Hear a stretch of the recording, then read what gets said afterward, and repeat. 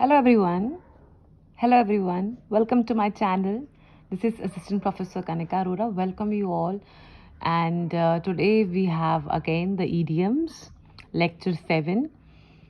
So let's start it. The first idiom आज का है better late than never. मतलब ना से देरी अच्छी. मतलब आप ये देखो कि कोई काम आप ना करो, उससे अच्छा अगर आपको भी मान लीजिए फॉर एग्जांपल आपको किसी फंक्शन में जाना है एंड आप लेट हो गए हो, तो आप कहोगे जी हम जाते ही नहीं है, इतना लेट हो गए, क्या करना है जाकर। तो आप एक बताओ ना कि ना जाने से लेट जाना अच्छा है। एटलीस्ट जो जिन्होंने आपको इनवाइट करा है उन्हें बुरा नहीं लगेगा, they must be waiting for you. तो इट इज़ सेड दैट कि आप चाहे लेट हो जाओ पर ऐसा कोई वो काम ही ना हो, वो सही नहीं रहेगा। कोई भी इम्पॉर्टेंट चीज़ है, ठीक है कि किसी के आप अच्छे समय में जा रहे हो, किसी के आप बुरे समय में जा रहे हो, चाहे आप लेट हो गए that is okay, but at least you made your presence there, you went there, otherwise another person could feel bad for it, right? Now, our next idiom is action speaks louder than words. मतलब believe what people do and not what they say. मतलब जो लोग कहते हैं ना कि अब जैसे मैं कोई आपसे बोल ले I love you I love you I love you I love you so much, आपको सिर्फ वो बोल रहा है और कर नहीं रहा ऐसा काम कुछ भी, तो आप क्या बिलीव कर लेंगे? है ना? हम आपकी बहुत केयर करते हैं, हम आपकी बहुत केयर करते हैं, हम आपकी बहुत केयर करते हैं, बोलते जाए इंसान, बट वो कुछ काम तो ऐसा करता नहीं। तो इट मीन्स कि इंसान के जो एक्शंस है ना, वो बताते हैं, ना कि बातें बोलने से कुछ नहीं होता है, आपके एक्शंस बताते हैं। I am changed, now I am a good person. अरे आप कितनी मर्जी बार कहते रहिए, बट अगर वाकई में आपके उन एक्शंस में, आपके बिहेवियर में वो चीज़ रिफ्लेक्ट नहीं हो रही है, वो नहीं दिख रही है, then how can I consider that you are changed? So action speaks louder than words. Next idiom is a storm in a tea cup. अब आप इसे सोचिए कि स्टॉर्म, टी कप में, छोटे से कप में storm. It means a big फर्स अबाउट स्मॉल प्रॉब्लम. मतलब आपने एक छोटी सी बात, कितने राई का पहाड़ बनाना, हिंदी में हम बोलते ना राई का पहाड़ बनाना, मतलब ज़रा सी बात है उसको आपने इतना खींच-ताच दिया। मान लो कोई छोटी सी लड़ाई हुई और आपने उस पे, ज़रा सी लड़ाई पे आपने पुलिस केस कर दिया या लीगल केस कर दिया आपने, तो वो कितनी गलत बात होगी ना। It's just a storm in tea cup. छोटी सी बात थी, आपने उसको इतना बढ़ा चढ़ा दिया, इतनी एग्जैजरेशन कर दिया. एग्जैजरेशन एक और वर्ड मैं आपको यहाँ बता रही. एग्जैजरेट मतलब किसी बात को बढ़ा चढ़ाकर कहना, अतिशयोक्ति अलंकार का सुना हो अगर आपने हिंदी में. किसी बात को बढ़ा चढ़ाकर कहना, एक्सैजरेट करना. Anyways, the next idiom is a perfect storm. मतलब आप बताओ कि स्टॉर्म भी क्या कभी परफेक्ट होता है? हाँ जी, व्हेन यू वांट टू से द वर्स्ट पॉसिबल सिचुएशन. भाई इससे बुरा क्या ही होता. मतलब इससे बुरा क्या ही होता. मतलब यार इतना परफेक्ट प्रॉब्लम है ना. जैसे मान लीजिए आप कोई ट्रबल आपके सामने आ गई है, आप कहोगे यार इससे अब क्या ही बोले, इससे परफेक्ट, इससे ज़्यादा और क्या प्रॉब्लम हो सकती है. तो परफेक्ट स्टॉर्म है, परफेक्ट बवंडर है, perfect this is an idiom that you can use whenever you're in trouble or whenever you see trouble. Right there you can use. Do not forget to like, share and subscribe my channel. That is very important. Please do subscribe it, like it and do share with your friends and family. Then the next idiom is break the ice. मतलब बर्फ तोड़नी है क्या? It means making someone feel more comfortable. For example, somebody has turned to your house. कोई आपके घर में आया है या आपकी पार्टी में आया है या आप ज्वाइन किया है, ऑफिस ज्वाइन करा है, आपका कॉलीग है, कुछ भी है, तो you can say, your senior can say और your other person there can say break the ice please for him, break the ice for him, break the ice for her. मतलब उसके लिए आप उसको कंफर्टेबल करिए, राइट? उसको यहाँ familiar करिए, एक्नॉलेज्ड करिए, उसको कंफर्टेबल करिए। ब्रेक द आइस मतलब किसी को कंफर्टेबल करना, right? Though I was new to the party but Madhav broke the ice for me. Means मैं भले ही पार्टी में नहीं थी, मैं किसी को जानती नहीं थी, बट वहाँ पर माधव ने मेरे लिए मुझे बहुत कंफर्टेबल करा, ठीक है? Next idiom is hit the nail on the head. मतलब क्या होता है, मैं समझाती हूँ। Get something exactly right. I mean to say, क्या होता है जब कोई आपकी लाइफ में कोई प्रॉब्लम आती है, तो आपको पता है एक पॉइंट पे ऐसा आपके पास हिट का टारगेट होता है। फॉर एग्जांपल आपका किसी आप ए हो और आप बी है, कोई प्रॉब्लम चल रही है आप दोनों के बीच में। लेट्स से कि अब मुझे ये पता है कि बी के क्या क्या प्रॉब्लम्स है, बी की क्या स्ट्रेंथ है, बी की क्या वीकनेस है, बी की क्या चीज़ें हैं। मैं क्या करूँगी, मुझे अपना काम जो मुझे उससे करवाना है, या जो मुझे अपनी बात मनवानी है, या जो वॉट एवर एक्स, मैं उसकी ऐसे पॉइंट पे जाकर I will put the things कि मतलब वो उसको करना पड़ेगा। कहते हैं ना हिट द नेल। मान लीजिए आपको कोई प्रोजेक्ट कंप्लीट करना है and I you know that कि यार ये टेक्नोलॉजी वाला पार्ट तो मेरे से नहीं होगा, तो आप you find out the right person for it. आपके सर्कल में कोई एक ऐसा पर्सन है जो आपकी हेल्प आउट कर सकता है, तो आपने उसको फटाक से पकड़ा और कहा, it means you hit the nail. Then next idiom is the best of both world. मतलब an ideal situation, it is something very good, very nice, you know, the best of the both world।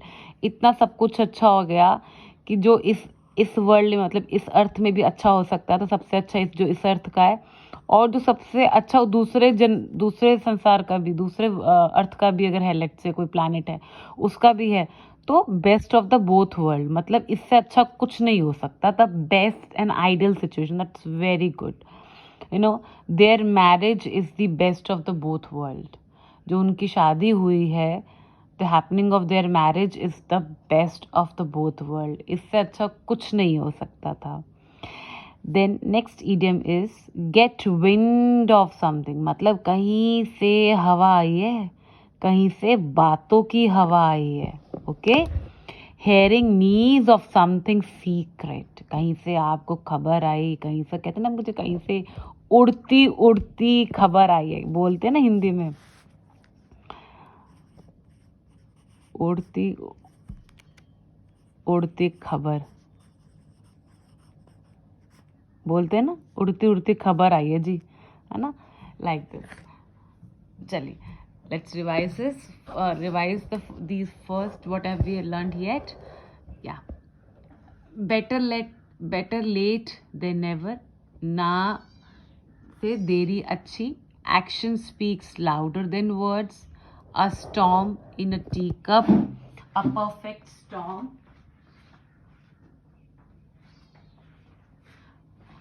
And अच्छा, perfect storm का मतलब क्या है? The best possible you know problem. And action speaks मतलब believe what people do than what they say. Break the ice, making someone feel comfortable. Hit the nail on the head, get someone exactly right, okay? आपने जैसे कोई बात कही और आपने कोई ऐसी बात बोल दी, तो सामने अब मुझे बड़ी पसंद आ गई यार, तो तुमने तो सोल्यूशन ही निकाल दिया इस बात का, तो मैं क्या बोलूँगी, you hit the nail on the head. आपने एकदम सही तीर पे निशाना मारा, कहते ना, सही निशाना मारा या तीर मारा, जो भी है, सही जगह काम किया। यू राइट वर्क, आपने बिल्कुल सही काम किया।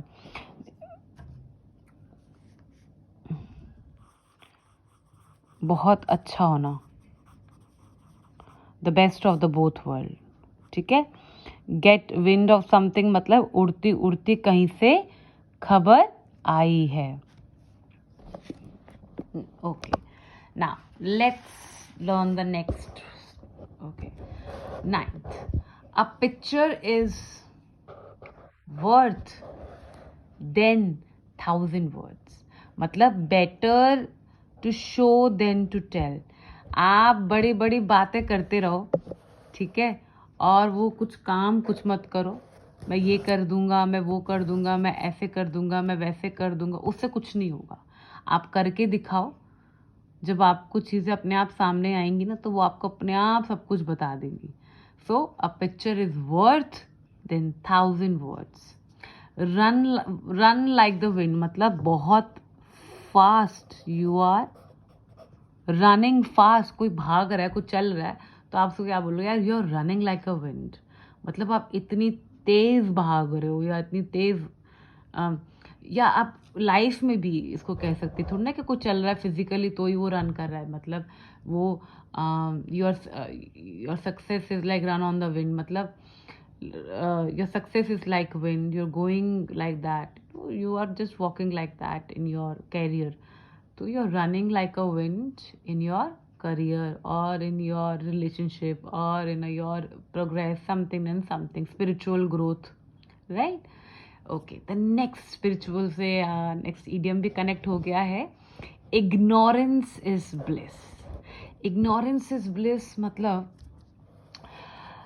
When you do not know something, कभी कभी कुछ ना जानना ही हमारे लिए अच्छा होता है, राइट।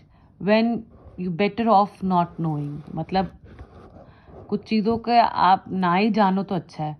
आप कभी कभी क्या होता है कि आप किसी को ज़्यादा भी जान, फॉर एग्जाम्पल आपको किसी ने आपके साथ कुछ, मान लीजिए कोई इंसिडेंट है, ऐसा हुआ आपके साथ, अगर आप इसकी तह तक जाएंगे और पता लगाएंगे तो शायद आप और परेशान हो जाएंगे कि ये काम इसलिए हुआ। तो कभी कभी हम क्या कहते हैं, ignorance is bliss. When you are not knowing something it is good. The next idiom is it's not rocket science, it's like it's not such complicated. आप कहते हैं ना, यार मेरी बात समझ ले, मैं तुझे बता रहा हूँ, ये काम कर ले, ऐसा कर ले। अरे यार नहीं समझ में आ रहा, अरे it's not a rocket science भाई, छोटी सी तो बात है, बड़ी कोई कॉम्प्लिकेटेड चीज़ थोड़ी ना, it's not complicated, it's not complicated bhai, it is an easy stuff, why don't you understand, it's not a rocket science। okay, the next idiom is don't beat a dead horse, मतलब गड़े मुर्दे मत उखाड़ो, subject is over then move on. कहते हैं ना कि हिंदी में हम इसे बोलते हैं गड़े, मेरी स्पेलिंग अगर मिस्टेक हो हिंदी में तो आई एम रियली सॉरी, मुर्दे ना, वैसे तो मेरी हिंदी सही है, बढ़िया है, बट इन केस अगर कुछ गलती होगी हो तो I am sorry. Don't beat a dead horse मतलब गड़े मुर्दे ना उखाड़ो, जो बातें ख़त्म हो चुकी है, हमारे पंजाबी से मिट्टी पाओ, है ना, मतलब जो काम अब, जो बात ख़त्म हो गई है, अब देखो कोई भी बात अगर आप उसको एक्सटेंड करते रहोगे ना, आई टेल यू, अगर आप में से किसी की भी हैबिट है कि बातों को एक्सटेंड करना, एक बात को 10-10 बार करना, या हर महीने उस बात के लिए सामने वाले को कर्स करना, आप ये सोचो कोई अगर आपके साथ ऐसा करे, कोई आपको ऐसा इंसान मिल जाए जो आपको हर वक्त सुनाता रहे, या हर वक्त बातें आपको कोसता रहे, या पुरानी पुरानी बातें लेके बैठ जाए, जो बातें ख़त्म हो चुकी हैं, अब नए सिरे से सब कुछ शुरू हो चुका है, नहीं फिर भी वो पुरानी पुरानी बातें करता रहे, तो I am sure that person will not stay longer, वो आपके साथ ज़्यादा टाइम बिता नहीं पाएगा, क्योंकि आपकी आदत बहुत ख़राब है और उसको आपको चेंज करने की वाकई में ज़रूरत है। So don't beat a dead horse, बार बार एक चीज़ों को एक्सटेंड करना is not good thing. Next idiom is comparing apples to orange. अब क्या है कि जो चीज़ अगर जस्ट लाइक जिस चीज़ में कोई कंपैरिजन ही नहीं है, आप सो क्या कंपैरिजन करो, क्या कंपेयर करोगे, It cannot be compared. You know, what does it mean? Comparing two things that cannot be compared. भाई तुम उस चीज़ को, काम को, जिस काम को तुम कंपेयर कर ही नहीं सकते. अब आप बोलो कि मैं एप्पल की कंपैरिजन ऑरेंजेस से करूँगी और डंकी की कंपैरिजन जिराफ से करूँगी, तो ये कोई बात नहीं हुई ना. कंपैरिजन के लिए भी कुछ आसपास का होना चाहिए. अब जिसमें बिल्कुल ही पूरा फ़र्क है, डिफरेंस है, आप उससे उसकी कंपैरिजन कर रहे हो. फॉर एग्जांपल, एक बच्चा थोड़ा सा वीक है स्टडीज़ में और एक उसके पेरेंट्स की अपनी कुछ कंडीशंस है, और एक बच्चा बहुत इंटेलिजेंट, उनके पेरेंट्स की कंडीशन कुछ अलग अच्छी है. तो भाई ठीक है ना, they have different condition. I can not compare them because they are coming from a different background, different family, different things. How can I compare them, right? Next, fortune favours the bold. मतलब कहते हैं ना कि take a risk. थोड़ा बहुत risk लेना पड़ता है लाइफ में, whether it's even not financially but in relations also, in your in so many things. I mean, your life is itself a risk. Every day is a risk. You never know what will happen. तो हमें कुछ steps अपने लिए उठाने पड़ते हैं, bold steps करने पड़ते हैं. और अगर अगर आपको एक अच्छी पोजीशन चाहिए तो आपको उसके लिए उसके मेहनत करनी पड़ेगी. Because fortune favours the bold, मतलब जो काम करता है उसी की भगवान मदद भी करता है. Next idiom is not playing with the full deck. He is not playing with full deck. मतलब डेक क्या होता है?